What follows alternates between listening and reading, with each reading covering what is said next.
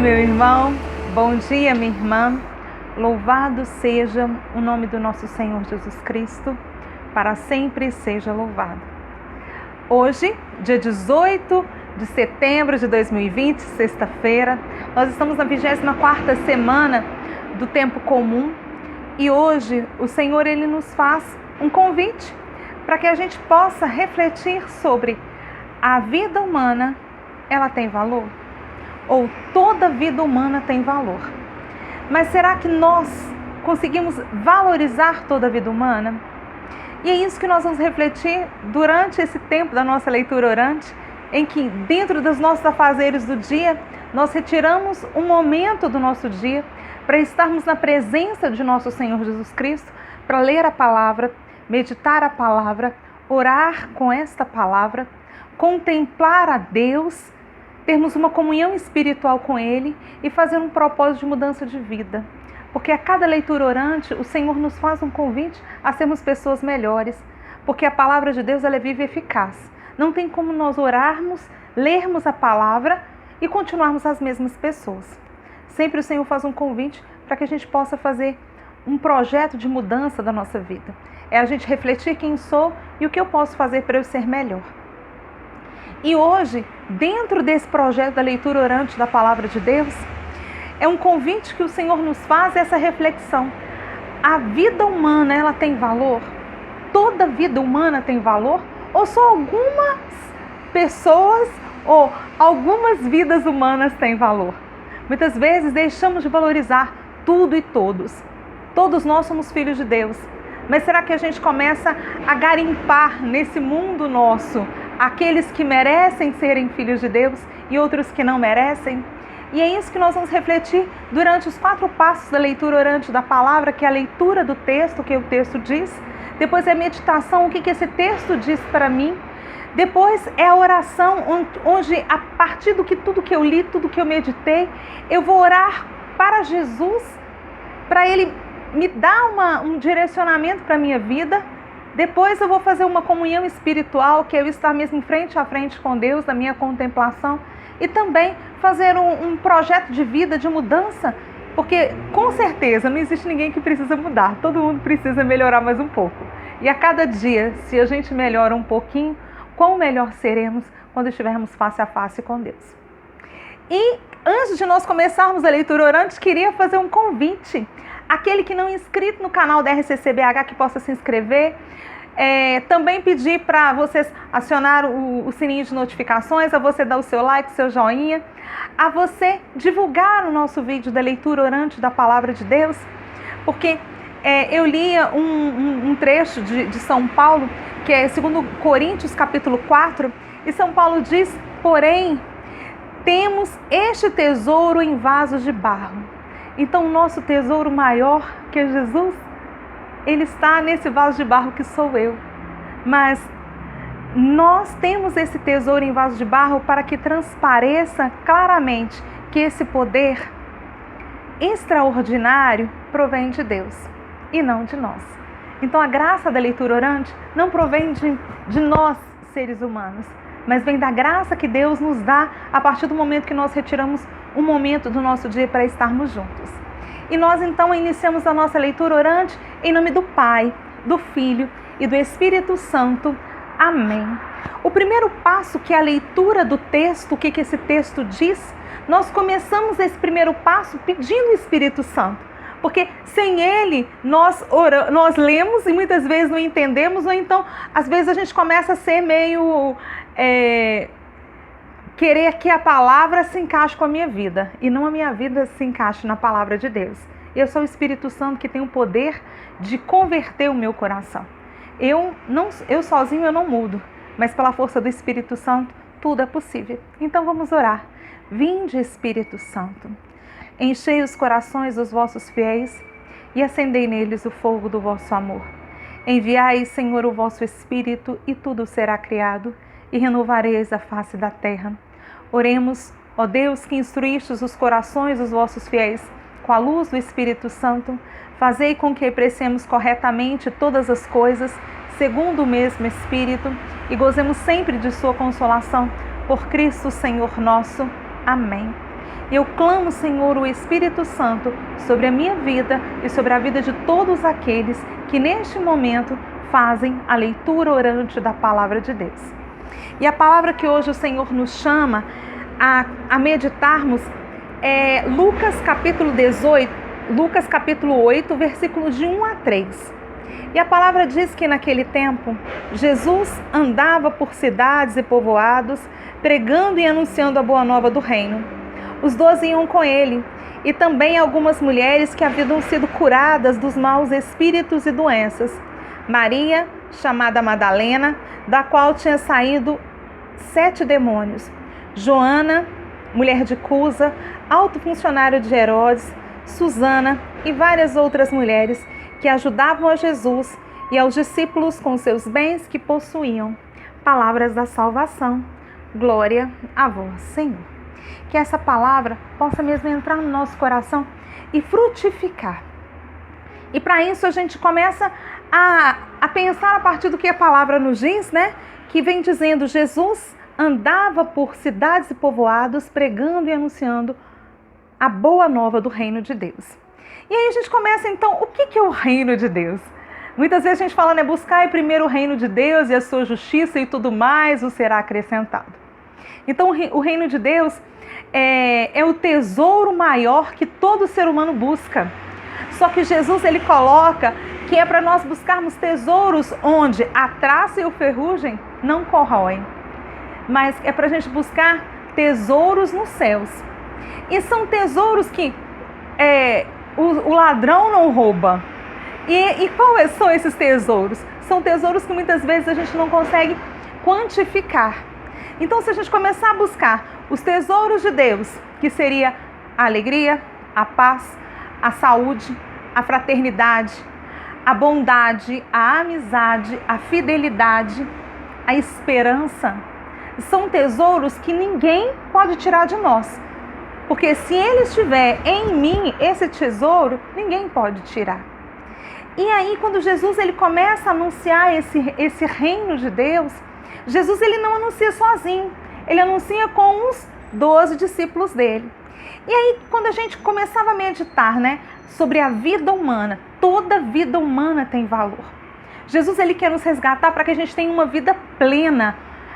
A palavra de João diz: eu vim para que todos tenham vida. Jesus veio para que todos tenham vida e vida em abundância. Não é somente uma vida, mas é uma vida plena, uma vida feliz. Mas a gente vai vendo que a alegria que Deus nos dá não pode ser igual à alegria que o mundo nos dá. Porque muitas vezes nós temos alegrias momentâneas, felicidades momentâneas. Mas passou aquele momento, momentos felizes, às vezes a tristeza volta a habitar no nosso coração. Temos momentos de paz, mas depois esses momentos passaram e a tristeza volta a habitar no nosso coração. Mas se a gente busca que ao despertar, me saciar com a vossa presença ao Senhor, que é o Salmo 16, que é o Salmo de hoje, então já pensou, se eu despertar, me saciará com a vossa presença ao Senhor.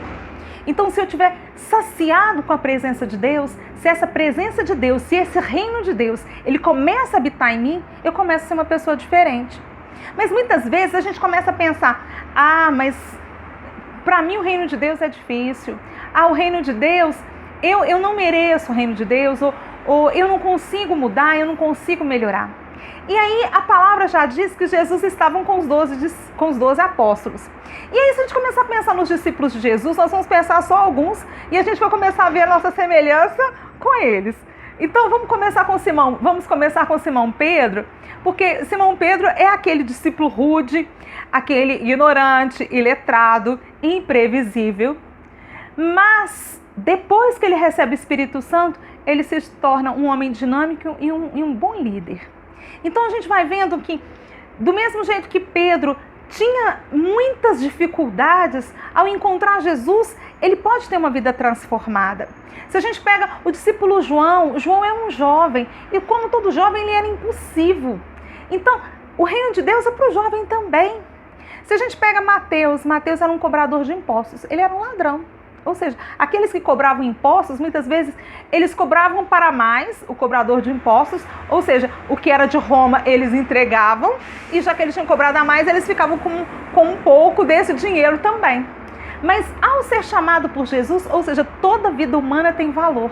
Jesus, ao chamar Mateus, Mateus teve uma vida transformada. Se a gente pega Tomé também foi um discípulo que, junto dos discípulos que, depois que Jesus ressuscitou, ele não estava junto com os discípulos. Então, quando os discípulos falaram, olha, nós vimos Jesus e Jesus ressuscitou. E Tomé falou, olha, se eu não colocar a mão nas chagas de Jesus, se eu não colocar no lado aberto dele, eu não acredito. Então, Tomé era uma pessoa cheia de dúvidas, de questionamentos, de incertezas. Muitas vezes nós somos assim. Mas Jesus chamou Tomé também. Se a gente pegar Filipe dizia, Jesus, mostra-nos o Pai e isso nos basta. E Jesus falou assim, Filipe, há quanto tempo estou com vocês e você não me conhece? Quem me vê, vê o Pai.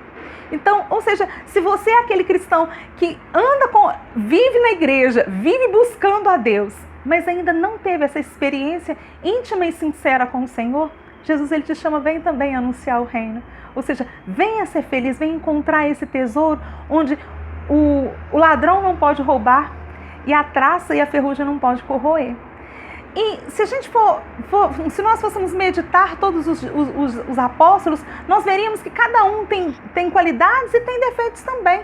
Todos nós, ninguém é perfeito. Depois, a palavra também vem falando que mulheres caminhavam com os discípulos, caminhavam com Jesus para pregar o reino. E se a gente for pensar que a mulher no tempo de Jesus, ela era considerada, ela não tinha direitos. As mulheres no tempo de Jesus, por exemplo, na hora do almoço, ela ficava em pé esperando o seu esposo almoçar para estar à disposição dele para o que ele quisesse, e depois ela ia comer à parte. As mulheres não ficavam junto com os homens. As mulheres, quando caminhavam na rua, o homem ia à frente e a mulher caminhando atrás.